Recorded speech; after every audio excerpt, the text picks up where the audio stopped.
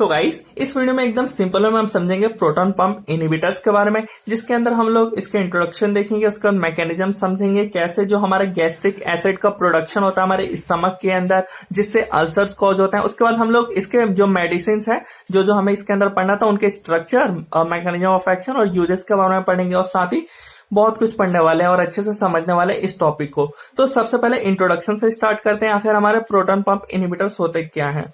तो ये जो है ये मेडिकेशंस होता है जिससे जो हमारा स्टमक एसिड का जो प्रोडक्शन होता है ना, यानी HCl का, उसको ये रिड्यूस करने का काम करते हैं। और इनका जो एक्शन होता है वो लंबे समय के लिए होता है, और ये बहुत ही पोटेंट ड्रग्स होते हैं, मतलब कि ज्यादा ताकतवर ड्रग्स होती हैं ये। और ये कैसे एक्ट करते हैं, तो ये इरिवर्सिबली ब्लॉक करते हैं हाइड्रोजन पोटेशियम एटीपेस एंजाइम को। कहां पे? गैस्ट्रिक पैराइटस सेल जो कि प्रेजेंट होती है यहाँ पे लाइनिंग पे स्टमक के। तो ये इरिवर्सिबल ब्लॉक कर रहे हैं। इरिवर्सिबल में अगर ब्लॉक कर रहे हो तो हमने पढ़ा था प्रीवियस सेमेस्टर में भी कि स्ट्रॉन्ग बॉन्ड फॉर्म कर लेते हैं, जैसे कि कोवेलेंट, और जनरली फॉर्म नहीं करते हैं, बहुत ही कम फॉर्म करते हैं। इस टाइप से रिसेप्टर से अच्छे से ये बाइंड हो जाता है। तो अब समझते हैं, यहाँ पे गाइस देख सकते हो glands in the stomach wall जो कि सिक्रेट करता है टू मच एसिड को, और जो हमारा प्रोटॉन पंप इनहिबिटर्स है ये एब्जॉर्ब होता है हमारे ब्लड स्ट्रीम से और सप्रेस कर देता है एसिड प्रोडक्शन को हमारे स्टमक ग्लैंड्स में। तो गाइस इसको अभी हम समझेंगे मैकेनिज्म में। उससे पहले थोड़ा समझ लेते हैं कि जो हम पढ़ रहे हैं प्रोटॉन पंप इनहिबिटर्स, ये जो ड्रग्स हैं ये आखिर क्या करते हैं, ये क्या ट्रीटमेंट, इनका क्या यूजेस है। तो ये GIT प्रॉब्लम्स में बहुत हेल्पफुल है, जैसे कि गैस्ट्राइटिस। अब गैस्ट्राइटिस में जनरल क्या होता है, तो जो हमारी ये लाइनिंग देख रहे हो ना गाइस, स्टमक की लाइनिंग, यहाँ पे इन्फ्लामेशन, इरिटेशन कॉज होता है। वहीं पे अगर हम बात करें डिस्पेप्सिया की बात करें, तो ये इसमें अनकंफर्टेबल फीलिंग आती है जो हमारा अपर मिडल पार्ट होता है स्टमक का। और अगर हम बात करें हम लोग गैस्ट्रो ईसोफेगनल रिफ्लक्सस डिजीज के बारे में बात करें, तो ये डाइजेस्टिव डिसऑर्डर होता है जिसमें अगर हम देखें तो हमें हार्टबर्न फीलिंग आती है, ये इसका सिम्टम्स होता है। तो गाइस मेनली और पेप्टिक अल्सर मालूम है इंक्रीज हो जाता है HCl हमारे स्टमक के अंदर, जिसकी वजह से अल्सर्स कॉज होने लगते हैं। और यहाँ पे जिसकी वजह से हम फूड और खाते हैं तो अल्सर्स होने की वजह से हमें पेन होता है। ये जनरली हमारे ईसोफेगस, ये जो पाइप देख रहे हो, इस यहाँ पे भी हो जाता है। तो गाइस मूव करते हैं हम किस पे, कॉजेस एंड सिम्टम्स पे, उसके बाद मैकेनिज्म हम देख लेंगे। तो यहाँ पे हम कॉजेस एंड सिम्टम्स पढ़ रहे हैं इसके। तो कॉजेस क्या कॉजेस हैं, तो अनहेल्थी डाइट लेने की वजह से हमें प्रॉब्लम्स आती है। जैसे कि हम लोग खा लेते हैं फास्ट फूड, जैसे कि बर्गर हो गया, चाउमीन हो गया, ये सब फास्ट फूड खाने से हमें ये दिक्कत आती है। और अल्कोहल यूज करने से, ज्यादा अल्कोहल यूज करेंगे तो, या फिर एक बैक्टीरिया है हेलिकोबैक्टर पाइलोरी जो कि कॉज करता है पेप्टिक अल्सर। और मेडिसिन जो कि NSAID, non steroidal anti inflammatory जो ड्रग्स होते हैं, ये कॉज करते हैं पेप्टिक अल्सर्स को। सिम्टम्स क्या क्या नजर आते हैं, तो हार्टबर्न हो गया, हैवीनेस हो गया स्टमक के अंदर, या पेन हो गया, एब्डोमिनल पेन हो गया, वॉमिटिंग हो गया, वॉमिटिंग जैसा फील करते हैं। तो ये सब इसके सिम्टम्स नजर आ गए। अब हम थोड़ा समझ लेते हैं पेप्टिक अल्सर के बारे में, उसके बाद में हम लोग मूव करेंगे नेक्स्ट टॉपिक और। तो पेप्टिक अल्सर जनरली होता क्या है, तो इसमें क्या होता है, पेप्टिक अल्सर में ब्रेक होता है हमारी इनर लाइनिंग, जो ये लाइनिंग देख रहे हो गाइस, यहाँ पे ब्रेक होता है हमारे, ये ईसोफेगस में भी हो सकता है जो जनरली फूड पाइप है, और डिओडेनम और स्टमक के लाइनिंग में होता है, जिसकी वजह से, अब ये क्यों होता है, तो HCl जो है वो इंक्रीज होने की वजह से होता है, जिससे जो हम फूड और खाते हैं और वो इन लाइनिंग्स पे आता है तो हमें बहुत ज्यादा पेन होता है। अब समझते हैं हम लोग, मेन जो हमें समझना था कि जो हमारे स्टमक के अंदर एसिड का इतना इंक्रीज हो रहा है, ये क्यों हो रहा है, कैसे हो रहा है। तो वही हम देखेंगे, how gastric acid is secreted. तो सबसे पहले ये हमने देखा कि हमारा स्टमक हो गया, और यहाँ पे क्या प्रेजेंट होते हैं, गैस्ट्रिक पैराइटल सेल्स। अब ये गैस्ट्रिक पैराइटल सेल को अगर मैं जूम करूँ ना, तो ये कुछ ऐसा दिखेगा। सो यहाँ पे देख सकते हो गाइस, डिफरेंट रिसेप्टर्स प्रेजेंट होते हैं, जैसे गैस्ट्रिन के, हिस्टामिन के, एसिटोकोलिन के। तो गैस्ट्रिन का जो रिसेप्टर होता है ना, CCK2, जिसको हम बोलते हैं कोलिसिस्टोकाइनिन, और हिस्टामिन के लिए H2 प्रेजेंट होता है रिसेप्टर। कहाँ पे, पैराइटल सेल की बात कर रहा हूं, यहाँ पे प्रेजेंट होता है। एसिटाइल कोलिन की बात करें तो M3 रिसेप्टर प्रेजेंट होता है। अभी हम सबको मालूम है, जैसे कि अगर हम गैस्ट्रिन की बात कर रहे हैं, गैस्ट्रिन क्या करता है, ये जैसे ही आकर के अपने रिसेप्टर से बाइंड करता है कौन सा साइड, CCK2 यानी कोलिसिस्टोकाइनिन से, उसके बाद ये इंक्रीज कर देता है प्रोटीन की सिंथेसिस को, जिसकी वजह से ये स्टिमुलेट कर देता है प्रोटॉन पंप को।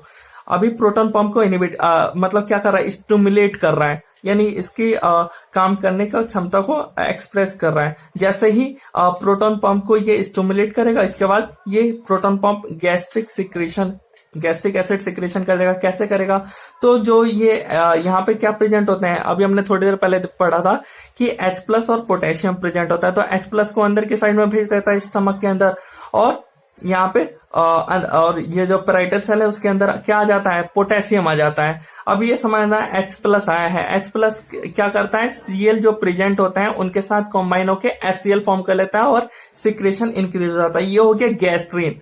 जो गैस्ट्रिन है वो इस टाइप से काम कर रहा है। हम समझते हैं जो हमारा इंपॉर्टेंट है हिस्टामिन। अब हिस्टामिन जैसे ही आकर के अपने रिसेप्टर से बाइंड हुआ, कौन सा रिसेप्टर, H2 रिसेप्टर, यानी ये जो हम पढ़ रहे हैं वो H2 एंटागोनिस्ट है, यानी हिस्टामिन को ब्लॉक करते हैं। और जैसे ये हिस्टामिन आकर के अपने रिसेप्टर से बाइंड होता है, तो ये जो H2 रिसेप्टर आप देख रहे हो गाइस, ये क्या काम करते हैं, ये जो एडिनोसाइक्लेज जो है इसको एक्टिवेट यानी स्टिमुलेट कर देते हैं। और हमें मालूम है, हमने GPCR के अंदर पढ़ रखा है, एडिनाइल साइक्लेज का काम है कि जितने भी वहां पे ATP दिख रहे हैं सबको कन्वर्ट करते जाओ जल्दी जल्दी, किसमें, कैंप में, CAMP। और कैंप का काम क्या होता है, कैंप का काम है कि जो प्रोटीन काइनेस A होता है उसको एक्टिवेट करने का, और जैसे ही ये एक्टिवेट होगा तो कैल्शियम जितने भी होते हैं उन सबको खींच लेना अपने अंदर। तो पेराइटल सेल के अंदर ये एंट्री प्रोवाइड करवा देता है कैल्शियम को, जिसकी वजह से ये स्टिमुलेट करता है। ये किस पे काम करते हैं, प्रोटॉन पंप पे। तो ये इसको स्टिमुलेट करेंगे, जिसकी वजह से ये दोबारा क्या करेगा, H+ को भेज देगा हमारे स्टमक के अंदर, और पोटेशियम को, प्रोटॉन पंप का यही तो काम है, पोटेशियम को अंदर की साइड में लेके आना। अब यहाँ पे एसिटाइलकोलिन की बात कर रहा हूं मैं, तो एसिटाइलकोलिन जैसे ही ये आकर के अपने रिसेप्टर पर बाइंड करेगा, जो इसका रिसेप्टर का नाम क्या है, M3 रिसेप्टर का जैसे ही ये एक्टिवेट होता है तो ये क्या करता है, फोस्फोलाइपेज C को स्टिमुलेट यानी एक्टिवेट करता है। और जैसे ही फोस्फोलाइपेज C एक्टिवेट होता है, ये PIP2 को कन्वर्ट कर देता है IP3DAG। यानी ये अगर हम देखें यहाँ पे समझे, जो H2 और M3 रिसेप्टर हम देख रहे हैं, ये दोनों मेन काम क्या कर रहे हैं, मेन काम क्या है कि सेकेंडरी जो मैसेंजर है ना, कैंप हो गया, और इधर IP3DAG को, इनको एक्टिवेट करना, जिसकी मदद से हमने पढ़ रखा IP3DAG पाथवे के अंदर ये क्या काम करते थे, तो ये कैल्शियम को निकालने का काम करते थे। तो कैल्शियम को ये अंदर एंट्री प्रोवाइड करवाएंगे, ये जाएंगे और ये किस पे एक्ट करेंगे, तो ये प्रोमोट करेंगे प्रोटॉन पंप को। अब प्रोटॉन पंप का काम है कि हाइड्रोजन को भेजो और जो क्लोरीन मॉलिक्यूल्स होते हैं इनके साथ ये कंबाइन करेंगे, HCl फॉर्म करेंगे। जैसा कि यहाँ पे समझ लो गाइस, ये रहा, और यहाँ पे क्लोरीन है, तो ये क्लोरीन के साथ जो है वो रिएक्ट करके HCl जो है वो फॉर्म कर लेगा हमारे स्टमक के अंदर। तो ये हो गया गाइस कि कैसे हमारे गैस्ट्रिक एसिड प्रोडक्शन हो रहा है। अब समझ लेते हैं कि ड्रग्स जो इसके अंदर यूज होते हैं, वही मैंने लिखा है, जो आपसे गाइस बताया मैंने वही सब लिखा हुआ है, ताकि आपको दिक्कत नहीं होगा कुछ भी पढ़ने में, सब कुछ लिख दिया है। So guys, proton pump inhibitor के अंदर जो ड्रग्स आते हैं उनके बारे में हम बात करते हैं। तो जहां भी आपको अजोल दिख जाए, आपको समझ जाना है कि ये एंटी अल्सर्स ड्रग है, जो कि काम आते हैं, जो गैस्ट्रिक एसिड बढ़ा हुआ रहता है उसको घटाने में ये काम करते हैं। तो देख लेते हैं वन बाय वन जितने भी स्ट्रक्चर है। सबसे पहला जो, जैसे कि यहाँ पे देख सकते हो, ओमेप्राजोल में जो स्ट्रक्चर है वो एक इमिडाजोल रिंग है यहाँ पे, और साथ ही क्या है, यहाँ पे एक पायरिडिन रिंग है। तो गाइस यहाँ पे आपको स्ट्रक्चर प्रैक्टिस करते रहना है, बिकॉज बहुत सारे ड्रग्स हैं।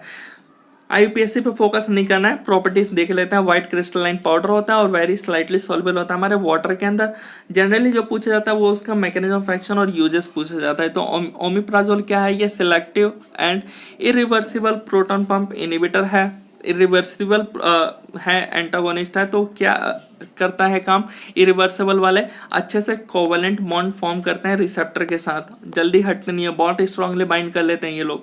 और इसके बारे में अगर बात करें तो it inhibits hydrogen potassium ATPase system, जिसकी वजह से एसिड का जो सिक्रेशन है वो कम होता है। यानी H2 एंटागोनिस्ट पर अगर ये बाइंड हो गए तो जो हिस्टामिन आ रहा था और जो AC यानी एडिनाइल साइक्लेज को सिंथेसिस कर रहा था, तो वो स्टेप ही खत्म हो जाएगा। ये आकर के बाइंड हो गया ओमिप्राजोल हिस्टामिन की जगह, तो और तो यहाँ पे अगर यूजेस के बारे में बात करें तो अभी हमने समझा ट्रीटमेंट करते हैं पेप्टिक अल्सर और गैस्ट्रो ईसोफेंजियल रिफ्लक्सेस डिजीज, और इसके अलावा यहाँ पे देख सकते हैं एलिसन सिंड्रोम और इरोसिव ईसोफेगाइटिस। तो मूव करते हैं, सेकंड ड्रग है जो कि है लेंसोप्राजोल, अजोल है इसमें भी। तो यहाँ पे भी अगर आप देखोगे तो इमेडाजोल रिंग है और साथ ही साथ हमारा एक कौन सा है, पायरिडिन रिंग है। तो मूव करते हैं यहाँ पे इसके अंदर प्रॉपर्टीज पे। प्रॉपर्टीज में ये white to brownish white odourless crystalline powder है। ये इंसॉल्युबल होते हैं वाटर के अंदर। मैकेनिज्म ऑफ एक्शन बात करें तो सेम जैसा कि ओमिप्राजोल में वो H2 एंटागोनिस्ट ये भी है, जाकर के बाइंड हो जाएगा, हिस्टामिन को रोक देगा, आगे का फर्दर प्रोसेस नहीं हो पाएगा, जिसकी वजह से जो वो हमारा प्रोटॉन पंप था वो H+ को नीचे नहीं भेज पाएगा और वैसे ही सेम रहेगा, जिसकी वजह से एसिड का सिक्रेशन नहीं होगा।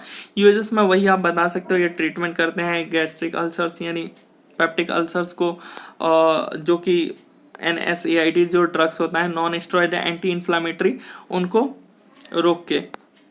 और बात करें यहाँ पे रेबिप्राजोल, तो इसमें भी अजोल आया हुआ है। इसमें भी देखें तो इमिडाजोल रिंग है, पायरिडिन रिंग है। तो इसमें प्रॉपर्टीज में अगर देखें तो यहाँ पे देख सकते हो गाइस, ये white to slightly yellowish white solid जो कि क्रिस्टलाइन है, और ये वेरी सॉल्युबल होता है वाटर के अंदर, मिथेनॉल के अंदर, बट फ्रीली सॉल्युबल होते हैं इथेनॉल और क्लोरोफॉर्म के अंदर, और इनसॉल्युबल होते हैं ईथर हेक्सेन के अंदर। यही तो हमारे MCQ क्वेश्चंस बनते हैं। और मैकेनिज्म ऑफ एक्शन तो मालूम ही है, वही सब में बताना है जो आपने बताया है गाइस, की है इनिबिट करते हैं हाइड्रोजन पोटेशियम एटीपेस पंप को by binding on H2 receptor. Uses में वही आप बताना है, सेम टू सेम है यूजेस भी, पेप्टिक अल्सर्स में काम आता है। और यहाँ पे लास्ट जो आई थिंक ड्रग है वो है फेंटोप्राजोल। फेंटोप्राजोल, इसका स्ट्रक्चर देख सकते हो गाइस, यहाँ पे पैरिडिन रिंग यहाँ पे दिख रहा है, इमिडाजोल रिंग है, जिसको आपको अच्छे से प्रैक्टिस कर लेना है। प्रॉपर्टीज के बारे में बात करें तो ये व्हाइट क्रिस्टलाइन पाउडर है, फ्रीली सॉल्युबल होते हैं वाटर के अंदर, और about 70% of drug is excreted in urine. बात करें मैकेनिज्म ऑफ एक्शन की तो ये सिमिलर वर्क करते हैं जैसे अदर ड्रग काम करते थे ओमिप्राजोल के। और यहाँ पे यूजेस की बात करें तो जैसा ओमिप्राजोल यानी ये H2 एंटागोनिस्ट होते हैं और सेम पेप्टिक अल्सर्स में काम आते हैं, एसिड को डिक्रीज करने का काम करते हैं, जो कि non steroidal anti inflammatory drug cause करते हैं। मूव करेंगे गाइस, नेक्स्ट वीडियो हम लोग समझेंगे एंटी नियोप्लास्टिक एजेंट्स। जनरली ये जो आप नोट्स देख रहे हो ना, ये कंप्लीट नहीं है, नहीं तो मैं आपको प्रोवाइड करवा देता। आप देखो गाइस यहाँ पे ये 4 ड्रग्स के ऊपर क्या है, गैस्ट्रिक प्रोटॉन पंप इनिबिटर, और इसके ऊपर के टॉपिक्स स्टार्ट हो गए। तो ये नोट्स कंप्लीट नहीं है, जिसकी वजह से मैं आपको नहीं प्रोवाइड करवा पा रहा हूँ। इसमें सिर्फ ड्रग्स के बारे में था, जिसकी वजह से मैंने आपको जितने भी ड्रग्स हैं यहाँ पे वो सब समझा दिए अच्छे से। आई होप आपको गाइस वीडियो अच्छा लगा हो। वीडियो अच्छा लगा तो अपने दोस्तों के साथ शेयर करना।